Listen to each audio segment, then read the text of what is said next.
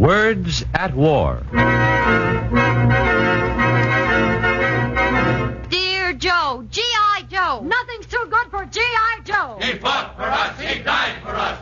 Now we'll fight for him. Yay!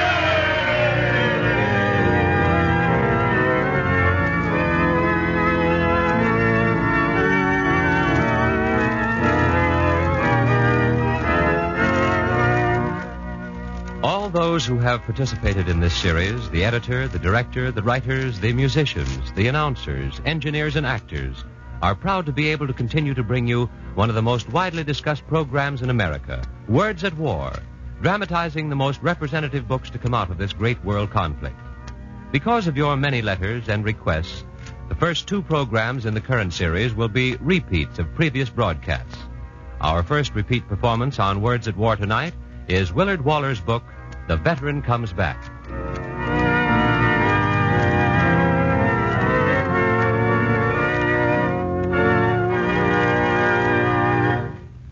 Listen, the time is getting close when G.I. Joe will come home. In fact, he's been coming home already. Are we on the home front ready to face him, to help him become readjusted, to help him regain his foothold in society? You say we are? Well, that's what we propose to find out tonight. Remember, the veteran who comes home is a social problem, the major social problem of the post-war world. Not always, but often, he's a problem because he's maimed, crippled, demented, destitute, cold, and hungered. These things he is from no fault and no desire of his own, but solely because we've used him up, sacrificed him, wasted him. But the veteran so justly entitled to move us to pity can also put us in fear. Destitute he may be, friendless, without political guile, but weak he is not. No man could have a better moral claim to the consideration of his fellows, and no man could have a better right to bitterness. How are we going to give G.I. Joe his rightful place in society? Listen, the discussion has already begun. The debate is raging. In Congress, the newspapers, over the radio, in union halls, chamber of commerce meetings, on street corners. A debate to find a solution to the problem of G.I. Joe when Joe comes home.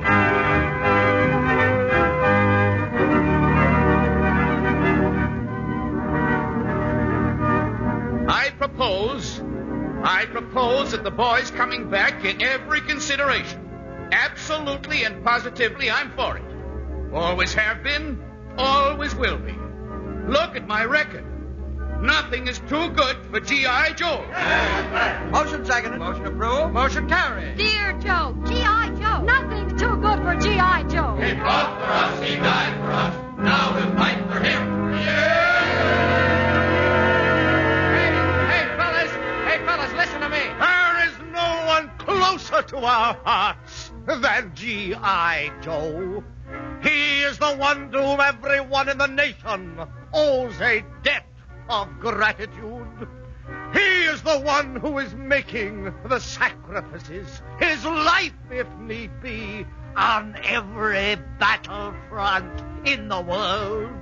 It is him who we must honor, cherish, protect, our G.I. Joe. Hey, fellas, wait a minute. I've got something. Let's make it right with G.I. Joe. But how? By giving him a bonus. $100. $200. $300. How about jobs? Send them to Alaska. Build a new highway. Give them all the war plans. Does G.I. Joe want that? Of course. $700. $800. Will that be enough? -1,000. No! Dear Joe, G.I. Joe. Nothing's too good for G.I. Joe. He fought for us. He died for us. Now we'll fight for him. Hey, you guys, I want to say something, too. I got a ride. Hey, quiet, please. We're having a discussion. We must take measures at once. To make up for what he's lost. To restore him to health. To give him a better life. A voice in the government. Quiet. Pardon me. His rightful place in society. The admiration of his fellow men. The gratitude of the nation. Motion approved. Seconded. Carried. Dear Joe, G.I. Joe. Nothing's too good for G.I. Joe. He fought for us. He died for us. Now we'll fight for him. Hey, now look here, you guys. I've listened long enough. How about giving me a chance? I've got something to say, too. Who is this guy? I'll tell you who I am. I'm the guy you're talking about. The guy whose face you've spread on all the war bond posters. The guy who's doing the fighting and the dying. And incidentally, the guy whom nobody's bothered to ask for an opinion. Yeah, I'm G.I. Joe. Sorry to bust up your nice, chummy meeting, friends, but I've been listening to your discussion for a long time. And the least I can say about it is, I don't like it. You don't like it? But we're doing it for you, for your own welfare. Maybe, but I still don't like it. But why? Why? Because you've overlooked one important point, friends. One very important point. What?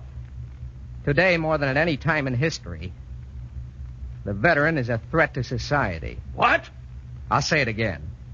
As a future veteran, I ought to know. The veteran is a threat to society. I heard you say before that nothing was too good for G.I. Joe. That has a familiar ring, fellow citizens. Did you ever hear this poem by Kipling? It's called Tommy Atkins. I went into a theater as sober as could be. They gave a drunk civilian room, but hadn't room for me. They sent me to the gallery or around the music halls, but when it comes to fighting, Lord, they'll shove me in the stalls. For it's Tommy this and Tommy that and Tommy wait outside, but it's a special train for Tommy when the troop ship's on the tide. What is that supposed to prove? It proves, friends, that during any war in history, nothing is too good for the veteran. After the war, nobody gives a damn. But this time, the boys aren't coming back to selling apples, and they're not coming back to charity. This time, if we don't get what we want, if we don't get what we've been promised, if we don't get what we deserve, you can kiss your democracy goodbye. I'm prepared to prove my point. With pages from history written in blood. With record of the veteran's anger. Today, I've come to testify before the nation. To call witnesses. No, you can't talk like that. It's against the law. Against army discipline. Let him talk. Let him talk. We want to hear what he's got to say. Yeah, go ahead. Call your witnesses, Joe. All right. My first witness is Private Jeremiah Smith.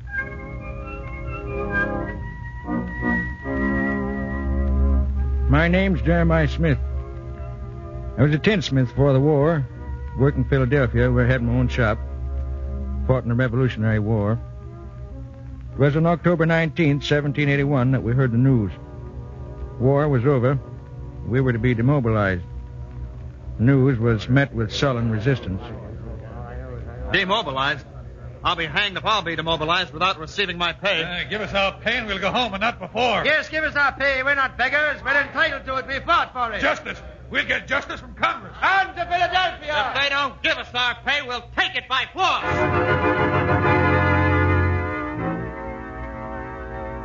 When we reached Philadelphia, we constituted a body of 300 fully armed troops.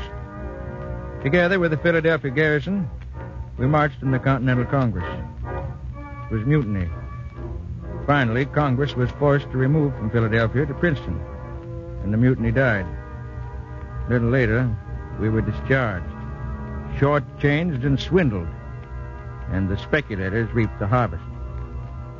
It was only because America was young, and there were new frontiers to be explored, that counter-revolution was averted. Have you anything to add to your testimony, Private Smith? Yes, I do. I only hope that the veterans of future wars will receive better treatment from the people of the United States. Did you hear that? Private Smith hopes that the veterans of future wars will receive better treatment from the people of the United States. Did they? I call my next witness, Corporal Rufus Bowers.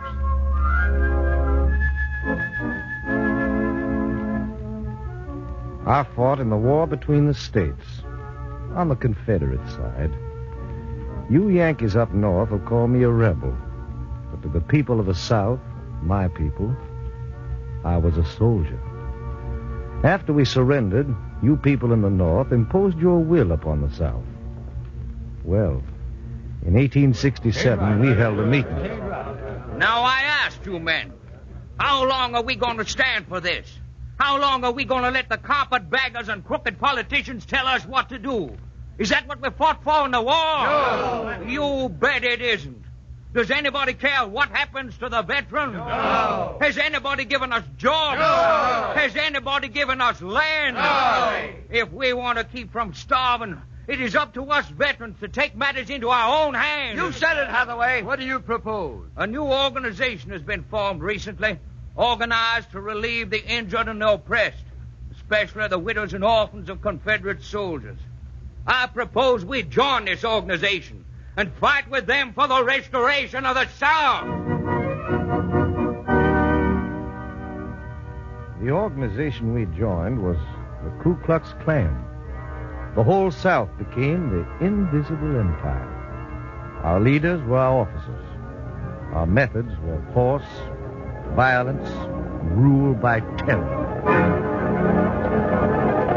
Get that dirty carpetbagger! Kill the negress!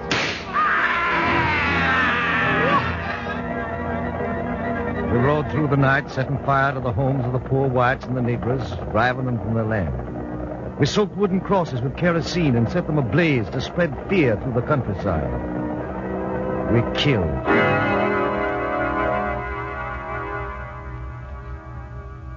And in the end, we succeeded. The old order was restored, in a different form, maybe, but restored. Now I know it was a mistake. We didn't help the South, and we didn't help ourselves. But I also know that in those days, we were bitter enough to follow anybody who promised us salvation. I can only hope that the veterans of future wars, if there be future wars, will receive better treatment and a greater understanding from the people of the United States. And did they? Well, let's see.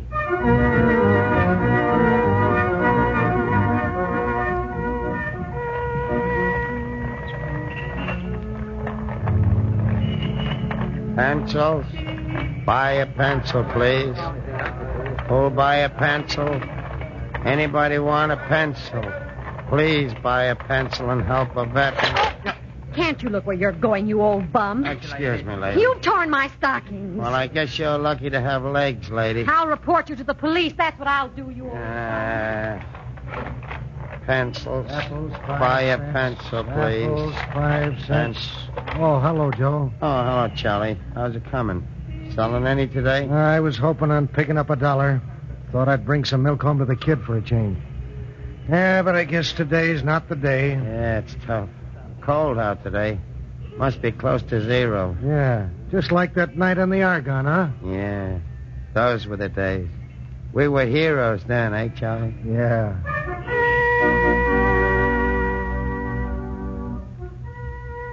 Yeah. That's the way we took care of the veterans. And this is the way some of the veterans took care of themselves after the bitterness had a chance to take root and spread like a disease. Yes, sir? What can I do for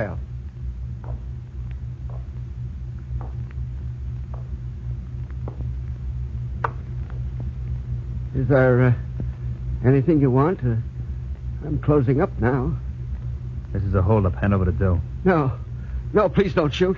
I'm an old man. Please, mister. I said hand it over. But it isn't here. I took it to the bank and... Open that cash register. Open it. Now hand it over and don't make a move or I'll plug you. You dirty little profiteer. Getting rich while other guys are out doing the fighting for you. Help! Help, please! You help! dirty little rat. This'll fix you.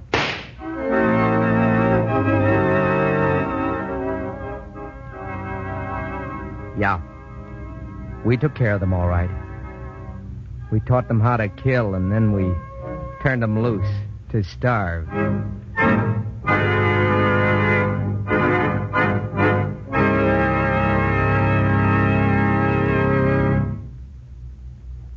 Tonight, Words at War is presenting in dramatic terms the gravest social problem facing America today, the return to civilian society of that 1/10 of the population which the other 9/10 have used to fight a war.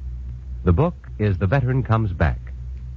We've heard G.I. Joe make the blunt statement that today, more than at any time in history, the veteran is a threat to society and its democratic institutions, unless he can be successfully renaturalized into his native land. We've heard from two witnesses, a veteran of the Revolutionary War and one from the Civil War, corroborating the evidence. We've seen what happened to the veteran after World War I. Now the remaining witnesses are ready to testify. Our program continues.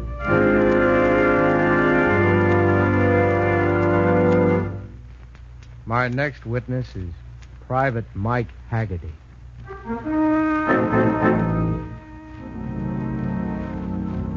My name is Mike Haggerty. I fought with the AEF in 1918. And I marched with the BEF in 1932. Maybe some of you have forgotten what the BEF was. Well, let me kind of refresh your memory. In 1932, the bonus was still unpaid. And the veterans were pretty sore about it. And we had a right to be. We were broke. We had no jobs. Many of us were on relief. Our certificates were pledged to the limit. And let me tell you, brother, we were pretty desperate. What are we waiting for? We got our rights, ain't we?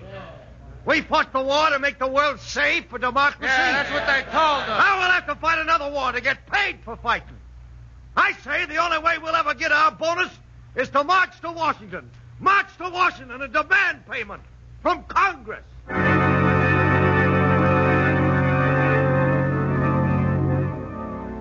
In May of 1932, the first veteran contingent left Portland, Oregon.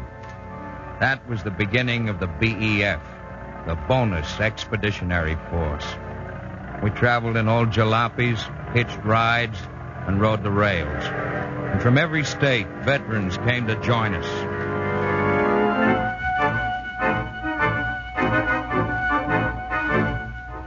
By the time we reached Washington, we were 10,000 strong. And we paraded on Pennsylvania Avenue. Give us our bonus! Give us our bonus! Give us our bonus! Give us our bonus! Give us our bonus! Give us our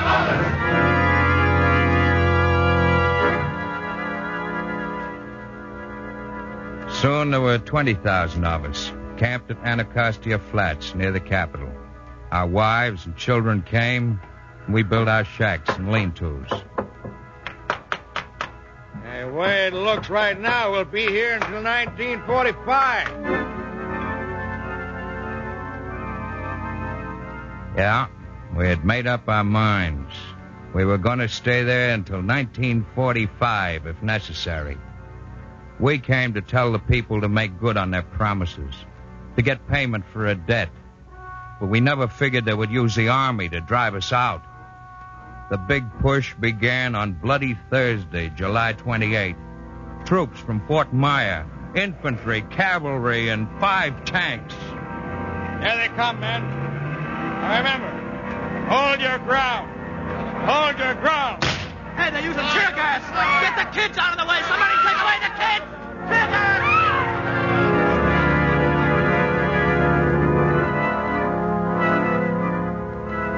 With military precision, the troops advanced. Our shacks were burned to the ground. Our bricks were no match for their tear gas and bayonets and their guns. It was the military against the citizenry. Civil war. The BEF failed. But the veterans of future wars won't fail. They'll know what to do. And you take it from me, they'll do it. Oh, what kind of... We've heard enough. We'll see to it that there won't be another repetition of the bonus march. Ah, let's go home. We're only wasting time. Wait.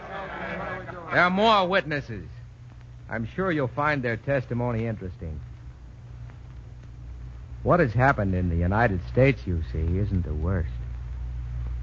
A few outbreaks here and there, but on the whole, things have been quiet. No real threat to democracy has developed so far. But in other countries, it was different. Quite different. I call my next witness, Sergeant Albert Guerra.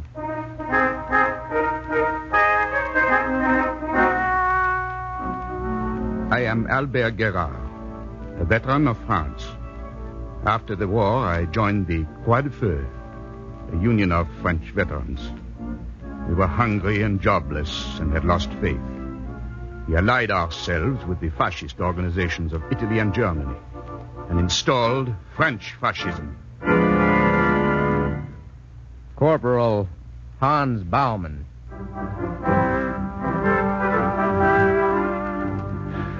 I am Corporal Hans Baumann, a veteran of Germany and a member of the elite guard. In 1918, we lost the war, but kept the course. People gave us nothing, but there was a man who did. We, the German veterans, helped our Führer Adolf Hitler establish National Socialism in Germany. Private Luigi Romano. We, the veterans of Italy, marched with Mussolini and Rome and helped establish I fascisti. No.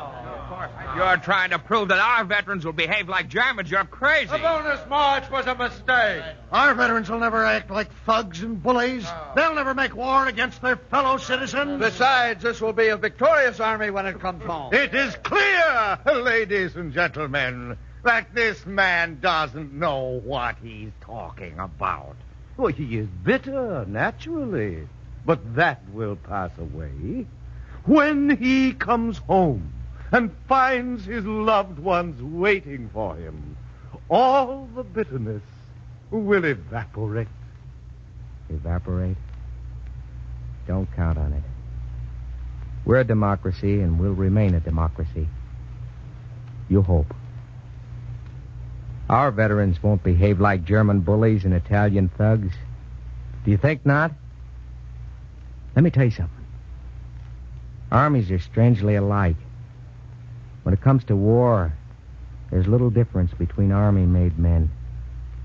There's little difference between veterans of times and places. And there's no difference in the bitterness. I told you you've overlooked one important point, my fine civilian friends. You've overlooked what it means to be a soldier. You know, one of the first things the Army does, it destroys your individual will. 1, 2, 3, 4. 1, 2, 3, 4. Squad! Halt! Right! Face! What's the matter with you, Simpkins? Are you asleep? Didn't you hear me say right face? When I say right face, you right face. But I thought... Never mind what you thought. In the Army, you're not supposed to think. You're supposed to follow orders. You understand? Follow orders. No. In the Army, you're not supposed to think. Take 4 or 5 years of that and see what happens. And take 4 or 5 years of being away from home.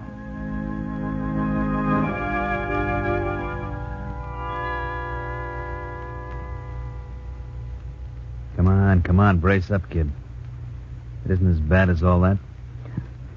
Don't worry about me, Mac. I guess I just feel blue, that's all. Sure, I know. You're lonely. We all are. It's all right, kid. No, it's not all right. It's not all right. I'd just as soon be dead than stay in this hole another day. I'd just as soon be dead.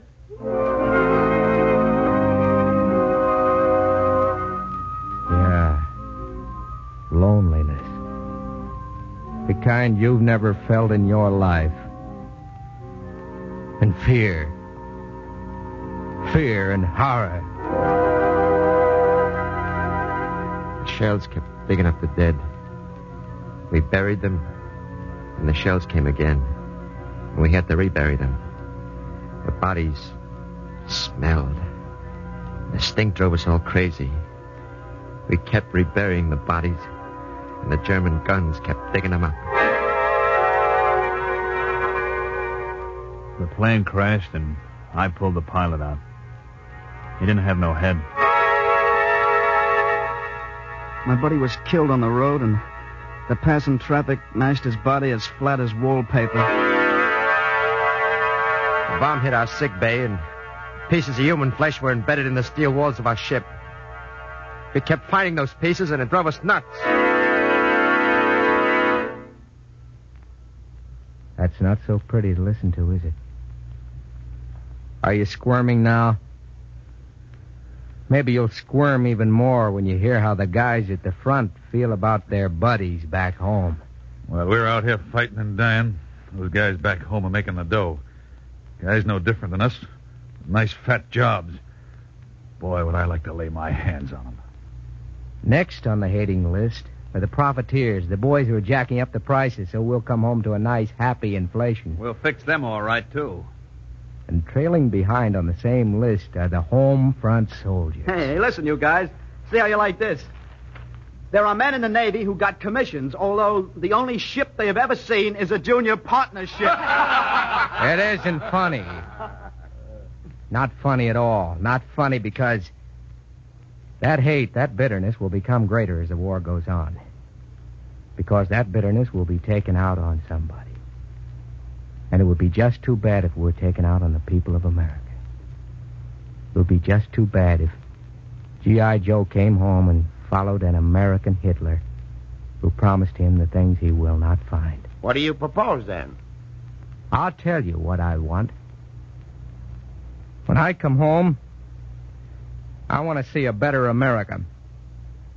What do I mean by that? I mean a society in which there are jobs for everybody. Planned jobs with a decent living wage. I want better housing for me and my family. I want security, social and otherwise.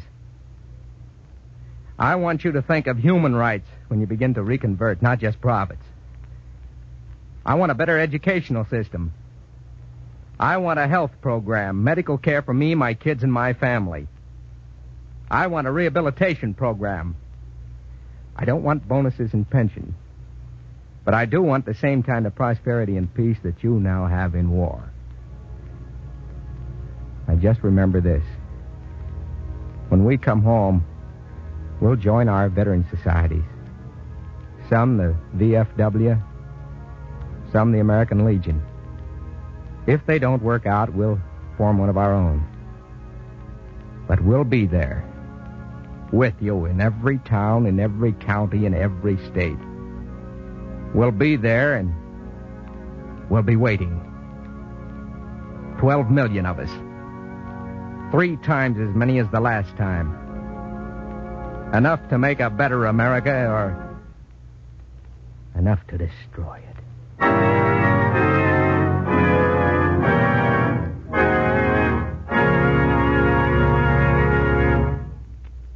Tonight on Words at War, we have brought you The Veteran Comes Back by Willard Waller. The radio dramatization was by Ben Kagan of the NBC script staff. Lawson Zerby was heard as G.I. Joe. The music was arranged and played by William Meader, and the production was under the direction of Joseph F. Mansfield.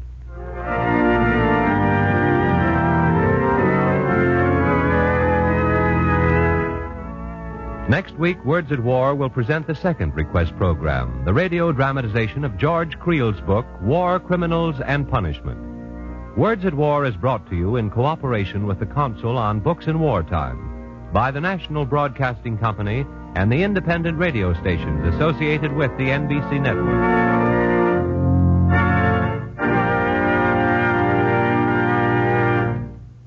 Jack Costello speaking. This is the National Broadcasting Company.